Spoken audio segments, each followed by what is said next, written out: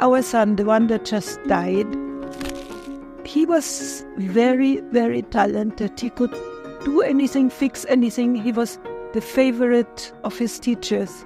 And so his wife, she once asked him, so what do you want to do? You want to be a filmmaker? You want to be a photographer? You want to be a businessman? What do you want to do? What did you come here for? And then he said, after just 1 second reflection, I just came here to love people, to make people happy and to serve. And this is just so beautiful. I just came here to make people happy and to serve. And for me, this is the essence of Kapwa and the essence of Filipino people who live who they are. You talked about how the Philippines have struggled through colonization and still today. Mm-hmm. Can you kind of explain that?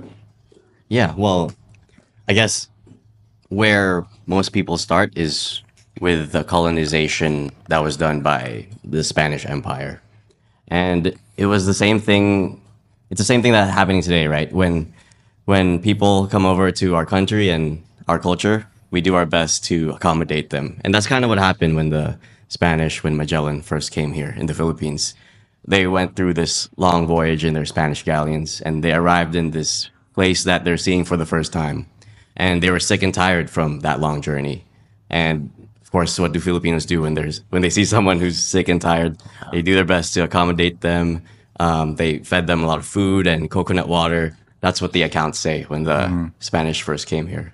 And so, that was the first encounter with Filipino culture for the Spanish Empire. And they saw that we are a culture that's very accommodating. The country we live in has so much resources and so much natural wonders that, they can enjoy. And I guess from there, they saw that this was a good place, not just to visit, but to stay in. Mm-hmm. And from there, that's when the 333 years of Spanish colonization began. I'm not a historian, but from what I've learned, they did it through divide and conquer. So pitting Filipinos against Filipinos. And, when Filipinos, I believe, the more united we are, that's our strongest selves. We have a cultural value called bayanihan. It comes from the word bayani, which means hero. Heroes being heroes to one another is the literal translation of the word bayanihan. And so we really believe in working together, in being heroes to each other. Right. And so the best way to break us apart is by separating us, dividing us. And that's how the Spanish did it. And that was the first major colonizers of the Philippines. It's funny. There's some. Did you notice there's something very distinguishingly different about how the Spanish colonized the Philippines versus any other countries? Do you know the one difference? What is that? Did you notice that all the other Spanish colonized countries speak Spanish? Oh yeah. So why is it? It's tell crazy. us. And I kind of hypothesize about this, but tell us why. Mm-hmm. Oh, we don't speak Spanish here in the Philippines. Philippines. I know. Yeah. Our professor in the Filipino Story, Dr. Xiao Chua, he's covered it in one of our videos. And what he said is that in the other Spanish colonies, the other countries that they invaded and took over, there was a pandemic that occurred. Mm-hmm. So all the natives in the other countries got wiped out. There was that kind of event that happened in all the other countries that they colonized and settled in. Here in the Philippines, that's not a part of our history. For some reason, the germs that the colonizers were carrying didn't affect us as much compared to the other colonies. So our historian says that could be a reason why we still maintain the languages that we speak, even though we're also pretty good in English for some reason. But for the other countries, because the natives were wiped out, there was more space, there was more room for the actual colonizers to integrate and be a part of those colonies, those nations. Whereas here in the Philippines, it was more, since we were still here, existing in our homeland, there was more. It was more about coexisting with us, and Yeah. and also they they wanted to the religion, the Catholic religion, wanted to convert the natives that were here, which didn't get wiped out from the diseases and the germs and everything. So in order to do that, they had to learn our language in order to teach us what they believe, and so that was a part of the reason too. So that's what I think. So Catholicism had something to do with it, right? Yeah, yeah. What about the fact that there probably was? So if imagine if you're Spain and you're colonizing multiple countries, right? And you have the Philippines all the way on one end, and then you have like South America and the Americas on one side, Yeah. right? I bet most of your military power, your generals and your resources, and even your Catholic priests are concentrated there. Yeah. Right. Imagine if like you're all the way in the Philippines. I wonder if it just had a lot to do with that. And I heard that the Spanish fortified themselves here. Right. Yeah, it could be. It could be. But the thing is, there was a time in our history, it's called the galleon trade, where Uh-huh. Mexico and the Philippines were very connected to each other. really? Because, yeah, that trade was always happening. Galleons were always going back and forth, both countries, and that's why there was a mix of exports and products, and even culture was always mixing right. together. So it wasn't such an isolated Okay. situation with us. Okay. So they were trading a lot. Right? Yep, yep. That's interesting. Not to mention there's 7,000 islands here, right? Oh, yeah, So yeah. imagine if you had to like go from island to island. I'm sure Right, right. Manila there was much more Spanish in this area, Luzon, right? Or I don't, or where did the Spanish concentrate themselves? Well, they first landed in Leyte, which is just right in the middle Okay. of this country. I'd say the parts where they didn't get to colonize as much or even at all is in Mindanao in the south. From what I know, it's because the fighters there are so fierce. The Moro people were so fierce, even to the point where in the future, when the Americans tried to colonize us, they invented a new firearm to fight against the people there, because the firearms they had at first weren't enough to defeat someone who was charging towards them. So there's a story like that, and then there's also the natives living in the mountains, the indigenous people living in the mountains right. in the northern Philippines, who still maintain their culture and their community even until today. The Cordillerans. Yeah. Yeah. Nice. So Yeah. That's one thing I noticed that's different when you go to like say Thailand, you go to Vietnam, you go to all these other Asian countries, Southeast Asian countries as well. Indonesia, for example, who've also been colonized, right? But then you go and there's heritage all over the place. There's just like it's so in your beautiful. face, it's apparent. But the Philippines feels like it's either lost it or it's never like what happened? Like what's the difference there? yeah, well, the difference there is, I think, in our culture, we're, like I said earlier, with how when the Spanish first came, we're just so accommodating. We're very accommodating people. We love being hospitable. We love welcoming guests. And so when this new culture comes and they show us their culture and they want to give it to us, we're gonna accept it. All right, let's try to incorporate it with us. In fact, I think that's why Catholicism works so well here. Catholicism has these saints that they venerate, and before Catholicism, the majority of Filipino culture practiced something called animism, where people would worship like wooden idols. And so, in a way, we just replaced those wooden idols with the saints that the Spanish introduced. And so, I think that's part of what happened. That when people come here, they introduce their culture, and as much as possible, we want to mix it in with our culture as well. And there's a word for that escapes my mind right What's now. it called? Is it a synchronization or something? Some big word that only historians use. That's okay. We can come back to it. yeah. I noticed also that Filipinos are, I would bet most people around the world would say Filipinos are the best immigrants. They just come to, they migrate to whatever country, they adopt, they work hard, family oriented. They Yeah. mix well with any culture. Exactly. Yeah. Assimilating so well. Right. And I think that's part of why, on the other hand, when we leave this country and go and live in a new country, like my family, for example, in America, we assimilate so well. It's part of that very relational culture that we have as Filipinos, that we love to connect with people, and part of connecting with people is understanding how they live and incorporating some of that in the way that we live as well. And so that's a good thing in terms of assimilating in a new country, but in terms of keeping our own culture, that's how it get lost as well. And so Right. that's why a lot of Filipino-Americans, by the second generation or the third generation, they forget how to speak Filipino, Tagalog, Bisaya, whatever their parents' native language is. They start forgetting, the cultural values we have, the habits and the traditions of actual Filipino culture. And so that's part of the reason why the Filipino Story, the project that I'm working on, was born, because that is happening all around the world. We are a people who love to spread out into any country.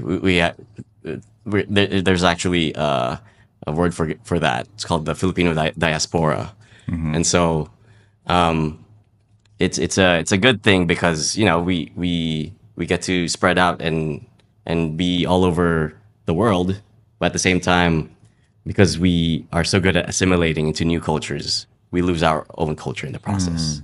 Do you think the Filipinos who spread out, do you think it's more because of like they were forced to because of better opportunity, or they were just searching for a better opportunity, or is it just because they really want to just kind of live a different culture? Do you think if they had the choice, would they have stayed here or would they have like left? Well, it definitely is because there are better opportunities abroad, Right. I feel like. I just watched this video a few days ago that Filipino Americans are the second highest earning group in Yeah. America. I think it was second or third, like Right. something like that. Yeah. Yeah. And it talked about how part of the reason for that is because the people immigrating are our top people here in the Philippines looking for better opportunities. And so they probably why they moved is because they don't feel like the opportunities here itself is good enough for the value that they can offer, at least at the Absolutely. time that they left. And that's why they're succeeding so much abroad. But at the same time, the result of that is that here in the Philippines, we're left not receiving the talents of those people. Right. There's actually a word for that called brain drain. Yeah, I talked to Lucky about this. Right. That was kind of like the subject of our conversation. Brain drain is real. And Exactly, yeah. There's just a lack of upward mobility here for Filipinos. That too, yeah, for you sure. know, and I don't blame them. Like, and it's crazy. The Philippines have actually like really outsourced or exported. It's the number one export is people. Yeah. Even the call centers are, arbitrage labor. Right. And so, Working for foreign Right. countries. Exactly. But on the other hand, the fact that Filipinos are so adaptable, so welcoming, so loving, it's also their strength. For sure. Tell us what Filipino pride means to you. Filipino pride. Well, what I believe in is that us Filipinos, our core value is in that we are a highly connected people. That the three core values that we share in the Filipino story is all based on relationality. So I'll just share those three first. The first one is kapwa. It means to see oneself in the other, not necessarily to see yourself as your neighbor or to love your neighbor as yourself, but that you are actually your neighbor, that you and the other person you're interacting with, you're seeing, are one people. And so that's what kapwa means, and that's the very core of Filipino culture. And that's why we're so family oriented. That's why we're so hospitable whenever guests come and visit us. And that's where what many foreigners describe as the golden heart of the Filipino. That's where we believe it comes from. second value is bayanihan, which I kind of talked about earlier. Bayanihan comes from the word bayani, which means a hero who loves and serves others without expecting anything in return. And so bayanihan in turn means bayanis being bayanis to one another, heroes being heroes to one another. And that's what happens. That bayanihan spirit comes out especially when there's great tragedies that happen. So, for example, during World War II, the Japanese invaded our country, and at that time, the Japanese Empire was one of the biggest superpowers in the world, and yet we were here, and we had no resources, no equipment to fight against them. But still, the Filipino people rose up. 300,000 men, women, and children rose up to fight against the Japanese, all with nothing but the Bayanihan spirit. And it happens all throughout our history, without fail, even until now. Right, the wildfires that happened in LA, over 150 Filipino families were affected by that, and without even asking anyone, the Filipino-American community just rose up. It was that bayanihan spirit, right. And they just helped each other. You know, they may have not had any connections with each other except that they were Filipino, and then they did that. And we saw that with Jollibee USA and SoCal Filipinos and all the other organizations out there working, organizations to individuals. It was the bayanihan spirit rising up. And then the third value is kabutihang loob. Kabutihang loob means the goodness within, and it's that goodness that we want to share to the world. So those are the three core values of what we believe it means to be Filipino. Yeah, so I think because those three core values exist innately within every Filipino, even from the ones who are living abroad. Whenever we see someone succeeding in the world platform, like Manny Pacquiao, for example, right? When he succeeds, we feel like we're succeeding too, because we feel kapwa with him. We see ourselves in him. That's where that comes from, that Filipino pride. Even if they're just a few percent Filipino, like Olivia Rodrigo, for example. Like she's an American, and she has some Filipino heritage, and yet we see her succeed, and we're proud of that because that sense of kapwa is there. Absolutely. Yeah. And here in the Philippines, it doesn't matter like how mixed you are. Like you can look totally white or black. Exactly. But you identify as Filipino. Yeah, even if you're 0% Filipino, actually, even if you're John Deck. Yeah. Yeah. Even me, I have no Filipino blood, but I almost kind of identify. Yeah, exactly. Yeah. And it's like, and I feel welcome to. And no one is going to scoff at me for saying that. No one's for gonna be sure. like, you're not Filipino. You shouldn't be, there's nothing like that. Yeah. No one's ever gave me any hate comment about that at all. Yeah. They understand that I'm different, but they understand that and they're okay with me representing, in Right. some way, shape, or form. Actually, I think where the division may come from is when, let's say, a Filipino more like me with more Filipino heritage or blood comes in here and for some reason doesn't know anything about the culture, can't speak Tagalog well, can't speak Filipino well. That's when I see sometimes Filipinos have a problem with that. Like, why don't you know anything about our culture when you're clearly Filipino? So sometimes there's that issue there. And so that's also why we're doing what we do with the Filipino Story. It's not just to remind Filipino-Americans or Filipinos outside the Philippines about their greatness as Filipinos, but to remind Filipinos here also that, hey, those people is your family too. Yeah. Yeah. I talked to T about this actually when I met him. I was like, "Where are you from?" And he's like, "I'm from Hawaii. I also live in Hawaii, and I grew up in California too." And I know Filipinos who just have this very negative stigma about coming back. One, they've never been here, or they've been here once or twice, and they feel like all they do is their family. They have to give money back to their families. When they're here, there's just a lot of people with their hands out, right? Yeah. And so I don't think that's the real experience, you Right. know? And so I think they kind of have this negative stigma because of that. And I always try to tell I always invite my friends, and they never seem to make their way out here. Well, because it's just far and it's Yeah, difficult, yeah. it's expensive and everything like that. But I I think that's changing. Hopefully, like a lot yeah. of this, there's a lot more content about this. Like there's you guys, there's even me talking about Filipinos coming back here, and I that's feel getting a like lot of traction. yeah, yeah. I feel like also part of the reason why it wasn't so attractive to come back here before was also because the media was portraying the Philippines as this very bad place to go to. Like Right. when this is Tony, my boss's experience. That when he was growing up in the media, all he would see about the Philippines was the poverty and the corruption and the pollution here. That's what was being highlighted about the Philippines. And so you're right. Now that in the modern day, there's more content out there about what people are actually experiencing here, which is Right. the beauty, but also especially The connection. the connections and the people Right. that you get to experience. Right. The media, it's hard for the media to highlight the connection, right? It's Yeah. easy to highlight poverty. And it's so apparent when you come here. If you don't know any better, you come here and you're like, wow, when I first came here, I'm like, wow, this is a very ugly city. Fair.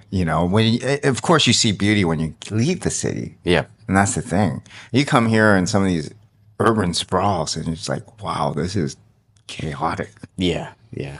It is. It you is. know but there's more to that. I mean, that's not why I come here. It's not the city. Yeah. It's not the traffic. It's not the it's really the connection with people. And how do you highlight that? So what inspired you guys to do the Filipino story? What got you guys started? What's the story behind the Philippine story? Yeah. So me personally, when I became a filmmaker, my career started with World War II history, telling stories of heroes in World War II, specifically here in the Philippines, because I grew up in America and I didn't get to learn about that part of who I am. The history curriculum in America is about American history. And I remember very vividly in my history books in high school, there was this one paragraph about the Philippines in World War II. And what it said was the Americans saved the Philippines. So it wasn't even about the Philippines, but it was about America and what they did for us. And it was about saving us. Didn't say anything about the Filipino-American War, which happened a few decades before, and how, Americans Colonized and did some darker things and took here. over. Yeah. Yeah, in the Philippines. But it was seeing that in my history book that kind of sparked an interest for me to learn more about who I am, but also to use my skills in storytelling to maybe be the one to be able to tell that story myself in the future. And so jumping to when I finally decided to become a filmmaker, fortunately, who I married was someone who was the granddaughter of a World War II hero. So my wife's grandfather was actually a World War II guerrilla leader in Ilocos. That's in the northern Philippines. And so because of that history and lineage, her dad, that leader's son, decided to become a filmmaker, a storyteller himself, to tell the story of his father. And so because I married my wife, he decided to give me an opportunity to help him work on some of his films. And that's how I became a World War II director. And so through that career, I was able to talk to like literally hundreds of World War II veterans, like actual real life living heroes who, because of their Filipino humility, never got to tell their story themselves. They kept it for themselves even after 60 years, 70 years after the war. We finally had that opportunity to get it out of them, sit with them, talk to them about what happened when they were only 18, 19, 20 years old. Some of them as young as 16, 14 years old, why they decided to sacrifice their life, because the government here actually wanted to save their youth. They wanted our young people during World War II to not do anything, to not fight against the Japanese army. And yet these young guys at that time, these Filipino heroes, wanted to step up and actually do something for their future, for me, for you, for everyone who's living here today. And so we got to find out what that was all about, what made them do that. And every time it was just this. They felt something inside. They felt that bayani spirit, bayanihan spirit. And so from that career that we had with World War II documentaries about the Philippines, it came to a point where we were having a lot of connections with people. And when a historian or even just someone who wanted to tell something about World War II history, when they wanted to make a documentary out of it, it was me and my wife's name that would always be the first one to come out, because it was a very niche subject, right? So there's not a lot of competition for us in terms of other people doing what we do. So yeah, and then 2020 during the pandemic, there was this Filipino-American businessman who has a big heart to want to tell the story of the Filipino people and what it means to be Filipino to the global Filipino community, Filipino Americans who don't know anything. Because where he comes from is, like I said earlier, he comes from a place where growing up, the media was feeding him all these negative images about Filipino culture and what it means to be Filipino. But when he came here later in life, when he was 40 years old, that's when he discovered that no, like whatever the media was sharing with him, it wasn't the complete story. Because to be Filipino, that yes, we do have these problems we're facing today, the poverty and the pollution and all of that. But to be Filipino is not about all those things. It's about sharing with each other this innate beauty and greatness and that spirit of kapwa and bayanihan. And that's what he felt when he first came here, to the point that it converted him from someone who didn't like being Filipino to someone who just is so fortunate and loves being Filipino so much that he wants to share that love to the rest of his family, to the rest of the Filipino community. And so he actually is the one who wanted to come up with this idea of the Filipino Story, a 6-episode animated series to tell the global Filipino about what it means to celebrate the beauty, the genius, and the spirit of what it means to be Filipino. He just needed a storyteller, a filmmaker, to be able to do that. And so he was asking a historian, Dr. Xiao Chua, who's the best person to do this? And of course, because we've worked with Dr. Chua for many years with our World War II documentaries, he said, there's only one person I know who's able to do this. And he said my name, Bani Logrono.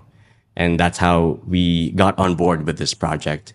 And so from there, me and my wife and everyone else that we're working with on this project, we poured all our heart and all our soul into creating these animated series, and now expanding into all these other videos in order to tell the world like what it really means to be Filipino. And just like what we were talking about earlier, right? The Korean wave of Korean culture that came out when we were growing up, and because of that Korean wave, we saw Koreans as these really prideful people, not in an arrogant way, but they had confidence in their culture and their identity. And so we want that to happen through our work as well. That when you see Filipinos outside the Philippines, or even here in the Philippines, they have that sense of pride in who they are, and they're not afraid. And there's not that colonial mentality that's keeping them from sharing the love that they have in their heart anymore. And I feel like, in a way, that's what we're trying to do with the Filipino Story. And you guys are amazing. I have Thank to you. say, like, as someone who aspires to be a content creator or content creators here in the Philippines, we look at you guys and there's no one that does it better. No way. Thank you so much. Yeah, no one. Absolutely no one. The way you guys script things, the way you guys story tell, the way you guys interview people, the way you guys put the animation together, it just hits home. Like, wow. I'm thank you so so much. impressed. And I think we all should take a lesson from you guys. And we all try to kind of, bring out and exemplify the Filipino pride, and and we talk about it. I promote the Philippines all the time in my content, and I talk more about Philippines real estate than I do about US real estate, even though I know more about US real estate. That's awesome. And I don't know, and I always feel like, we can make the biggest difference here. And I also feel not only, and I don't do that just because, oh, I find there to be opportunities. Actually, it's really hard to make money here. Yeah. It's really hard to make money in the Philippines, actually, especially if you're a foreigner.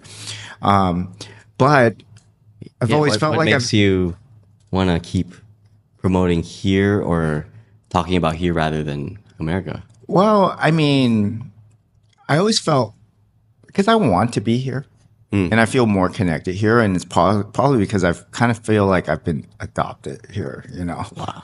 To be Amazing. honest, I don't know how else to put it. Yeah. You know, like I mentioned before, I've always was in search for my own cultural identity and pride. And I don't even understand my own. I don't understand what it's like to be a Vietnamese American or to have Vietnamese pride or have Chinese pride or that whole history.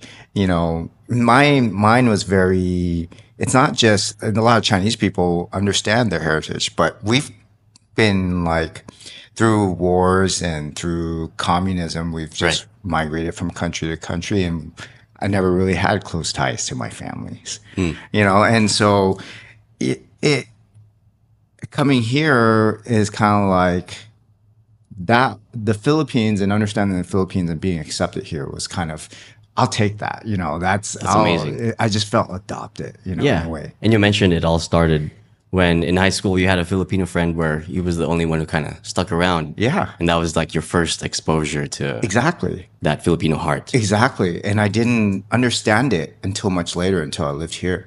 You know, I didn't have that appreciation for him as I do today. And yeah, I experienced that through him. And then, you know, I came here and just, I've had, you know, multiple relationships here, and it's changed me quite a lot. And I call it home now. And I think I'll always come back here, even if I don't have business opportunities here or I don't make my money here, I will always come back here because this is where it feels more like family. So you said this living here changed you a lot, especially the relationships that Yeah. were developed. In what way you think it changed you? Where were you coming from, and then where do you feel like you are now? Well, I mean, life is kind of a journey, right? Life is a constant journey of like, you know, kind of going through your own and trying to, you know, and we all have problems in our own personal life that we're trying to overcome. For me, you know, it was a lot about family, right? You know, never having a close knit family, never seeing a successful marriage or having a good role model, what a good family life looks like. I think I've always yearned for that. And then I was always kind of a lost soul moving from country to country. I never lived in any place more than, you know, I was a compulsive mover. Right. Or just move from one place to the next. So you never got to establish roots. I never really established roots, right? Until I came here, and the closest thing I've ever felt towards family is here with friends. And, you know, even the people I worked with, even the company I started, you know, we would call each other family, you know, and even the sports team that we played with, the relationships that I had, and it's the closest thing I've ever felt. Wow. And I think the Filipino culture has a lot to do with that. I don't know. I just attribute it to that. Whatever it is, I love it, and I love them, and I feel like they love me back, and they accept all my faults and my all the fucked up things that I've done and said, and my arrogance at one point, and all the toxicity that I've had to carry throughout my life, and I've had to try to address and try to improve on. I felt like this was the place that I felt the most accepted, and I can work through those problems. You know what, John? I think we may have to interview you for the Filipino story. That's such a beautiful way of experiencing our culture. So Yeah, and I'm begging all the politicians to give me a Filipino citizenship. So if you're a Filipino governor or judge or whatever, you know, I would love to apply for my Filipino citizenship. amazing. Well, that's something you're really considering. Absolutely. I would always say to my friends, like, I would give my life. I have problems. I mean, obviously, I'm American, and I'm keeping my American citizenship, of course. But I want the same. I want the same rights and privilege as Filipinos do here, Right. because I want to call this my home. I want to have my family here. Yeah, me as well. My wife and I, we were both Filipino Americans, so we have the option whether to live there or here. And after thinking about it, here is probably where we want to raise our family. Not just because financially it makes sense, Right. but also the culture itself. The family values. Yeah, exactly. They're gonna have not just me and my wife, but they're gonna have 10 moms and 10 dads and so many brothers and sisters, because that's how Filipino culture is, right? Even the guard in the mall, we call him kuya, which means brother. Everyone's our kuya and ate, so Right. that's the culture we want to raise our family in. Isn't it funny that America has everything? And I mean, it's the wealthiest country in the world, and there's so Yeah. many unhappy people. And then we come here and there's so much poverty, but they're so happy. Right. It's amazing. It's amazing to me. And it's hard for people in America to understand that. And I think there's something to it. And I think some people understand that. And that's the beauty of it. It's not about what you have. It's not about, it's not about wealth, I mean, and I've said this in one of my past interviews, like, yeah, I've like pretty much have accomplished everything I've wanted to in terms of my financial success and the lifestyle I want. But when I imagine myself when I'm older, when I think about myself in 60 or 70 years old, it's not about the houses or the things that I have. It's about, I imagine myself in the backyard with a big family, Yeah. a close-knit family, like kids that are still, that stay relatively close. And I think that's what wealth is at that age.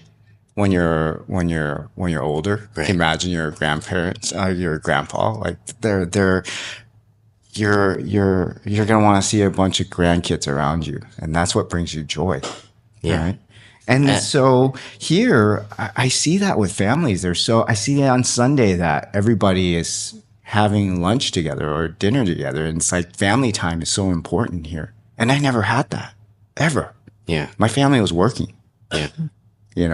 I think that's the difference between the American dream and what I would say the Filipino dream. So the American dream is, like you said, material success, big house, white picket fence, your job that pays well, white Tesla. White Tesla. Yeah. But for the Filipino dream, we have a word for it. It's called ginhawa. Ginhawa. And it just means to be content because you're at peace and you're comfortable with where you are, your state of living, your spiritual well-being, your relational well-being, your physical well-being. And it's not like you're rich, but you have just enough. And it's not just about you, but also the people around you are doing well, are also have ginhawa. So it's not just about you having ginhawa, but everyone else as well. That's more of what the Filipino dream is about, is not just a me culture where I'm succeeding, but everyone around me as well. And maybe that's the difference that you're seeing. Absolutely. Yeah. I know you guys are just doing some incredible stuff. So if there's any way like we can promote this, I'm all for it. Well, can I ask you a question? Sure. What were some of the videos that kind of stuck with you, the stories that we were telling? I mean, I run into a few here and there. I mean, there's quite a lot actually. The animes, the short animes. Oh, I'm God. talking about. I can't remember off the top of my head, but there's been several of them, and just the way you guys can do it in a 1 minute short. Yeah. It's incredible. Like I mean, like I'm a new content creator. I've just been doing it for the last year. I've only been doing it for a year, and it really people don't realize how hard it is to get something like really explain a story within 1 minute. Yeah, yeah. Well, I ask you because we're learning as well. We're content creators who are also trying to learn, doing our best. And where we're at right now, I feel like why we're succeeding is we're taking this abstract feeling or abstract thought that a lot of people are feeling and making it clear and simple and concise for everyone to understand. I feel like that's what you're doing as well with Right. what you're doing with real estate. It's something that's also useful for people, and you're communicating it so simple and so well and concise, and that's why you're succeeding in that as well. It took a lot. It took those like the ones that did well. Sometimes it's weird, like because like I really have to pull from deep within to come up with something, and I'm always having to come up with something new all the time, right? And it's difficult, but sometimes it hits, and sometimes sometimes the dumber stuff hits, and then the stuff that you really care about, nobody cares about, right? But it's amazing. I think the medium that we have, the influence that we have through social media, and it can be such a powerful tool, right? Mm-hmm. It can be such a great. It democratizes media. It democratizes videos and filmmaking, and you can really create and carve out a niche and a very cult-like following too. And that's the beauty of it.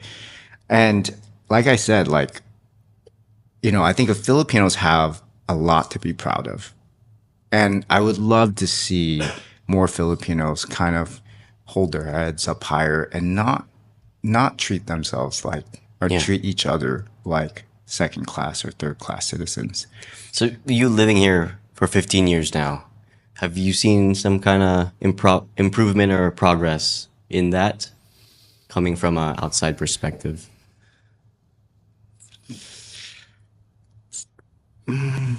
I feel like I think now more than I think Philippines is more on the map for foreigners. I think there's going to be more of an influx of foreigners. There has been. I'm questioning whether that's a good thing. I guess most people will say it's a good thing. I think there are a lot more people in Filipino, even Filiams and foreigners coming here like me, sharing about the Philippines, speaking positive about the Philippines. Do I feel like we've made progress? Sometimes I feel like we go backwards with the politics, the corruption. Yeah. I have a hard time as foreigners wrapping my head around what happened with the Marcos era and martial law, and then seeing, what's happened now. Right. It's hard to kind of really understand that. And so I'm always kind of in search of these answers, trying to understand this. Well, I understand why things are the way they are, understand why things are broken the way they are, and seeing if there's going to be any changes in the future or hope. I'm sure there are improvements, but being here for 15, 16 years, I don't know. I don't know if sometimes things go backwards. What do you think? Yeah, well, I ask it because what it sounds like is you see some progress sometimes, and then it's two steps or it's one step forward, two steps back. Right. That's what it seems like. I mean, the fundamental root problems. Yeah, never get addressed. That's what it feels like. Yeah, I agree. I feel like for me, well, yeah, it's exactly like you said, that maybe overseas the image of being Filipino is a bit better now. Yes. Whereas when I was growing up, maybe it wasn't so cool to be Filipino. Yes. But now it's yes. I agree with that. Yeah. That part has definitely improved. Mm-hmm. But when you come here and you understand deeper about the problems, yeah. I mean, I don't really see true, strong leadership to really address the fundamental root problems of this country. Yeah. And I don't know if it's ever going to happen. Yep. I think one of the reasons why we're doing the Filipino story is because we really believe in the power of storytelling. Our national hero is Jose Rizal. And in other countries, usually their national heroes are war heroes, generals, politicians. Here in the Philippines, we have Jose Rizal, a storyteller, a writer, a poet, an artist. And so that's why I think we really believe that maybe what we're doing can make a change because that's what Jose Rizal did. That's why he's our national hero. The stories that he wrote, the novels that he wrote, is what ignited the revolution. Why, in the first place, we realized the Filipino people as a whole realized that, wait a minute, we are birds stuck in a cage. There's a better way of living than the way these Spanish overlords are treating us right now. It was through the power of storytelling that made people realize that they can be much more and that it's what set them free. So it's just that hope that we have with the power of storytelling. Like I said, I'm not a historian. I'm not a professor of a school. I'm just a storyteller. I'm just a filmmaker.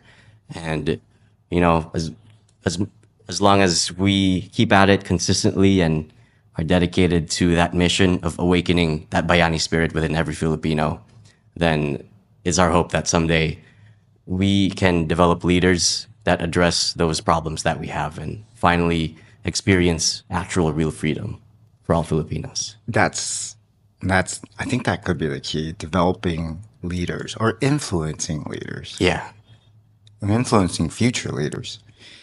Because, I feel like that's the only thing you can do sometimes is just maybe speak about it and bring awareness to it. Tell us about the animated series.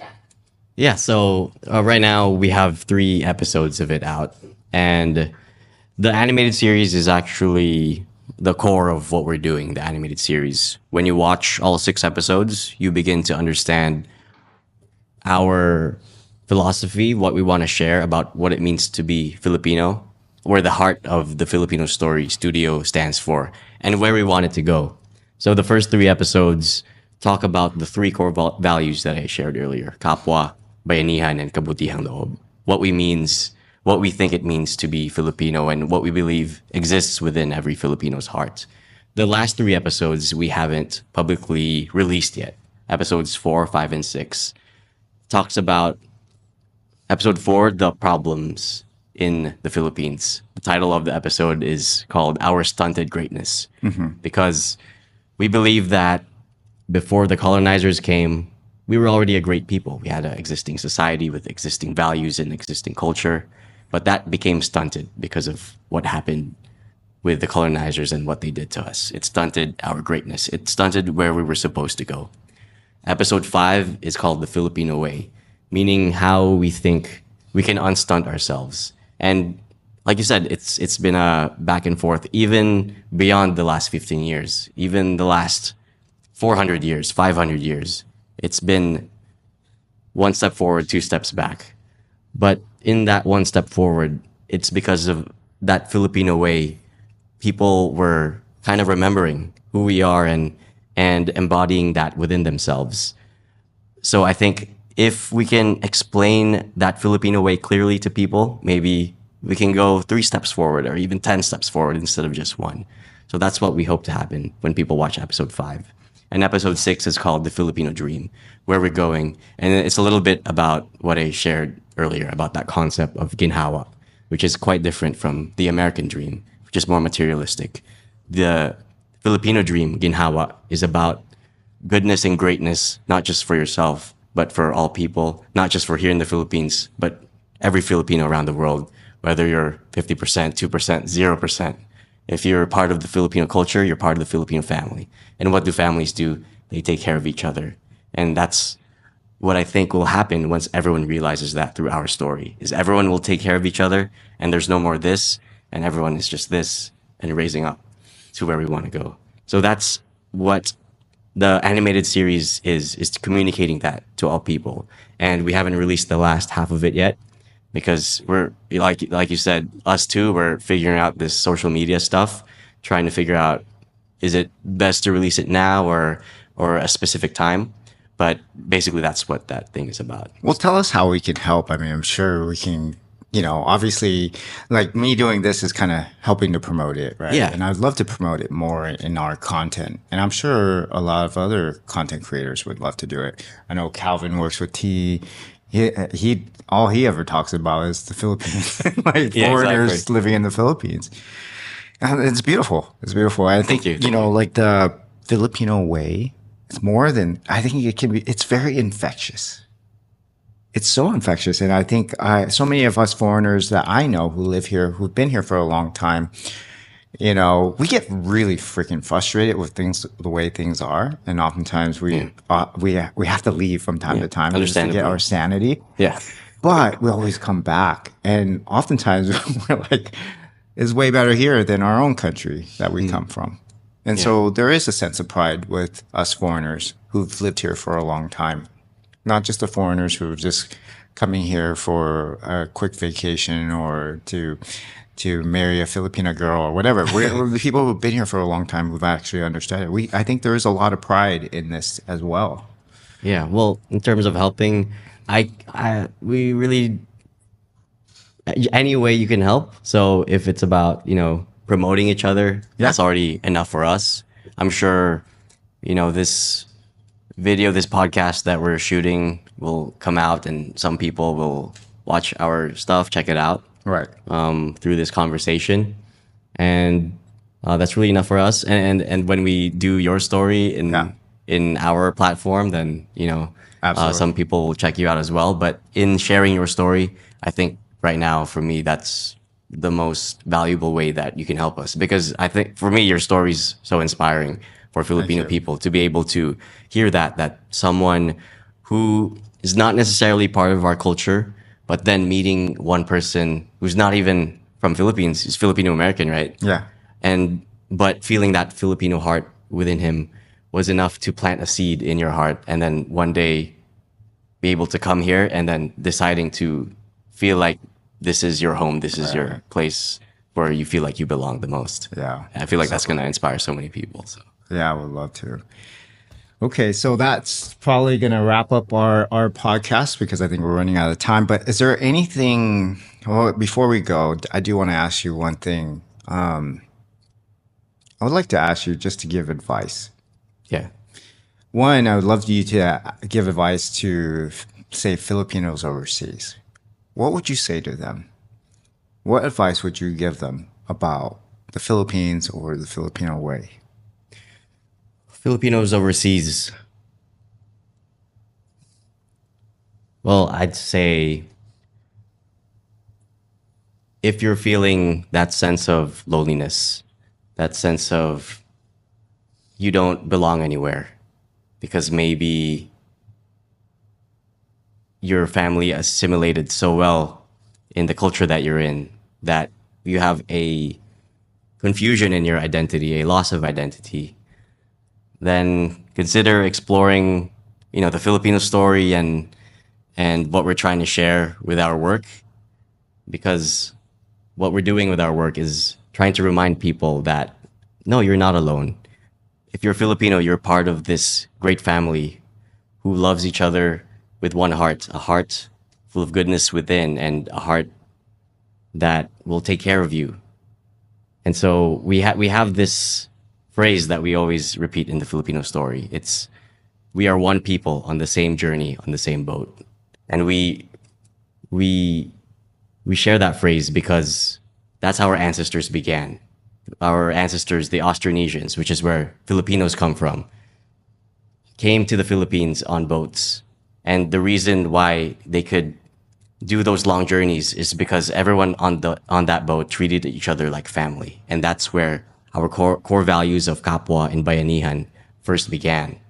And so for any Filipinos out there who are feeling a sense of loneliness, just remember that you are not alone. If you're Filipino, then there's whole global family out there wanting to share their love for you and wanting to take care of you.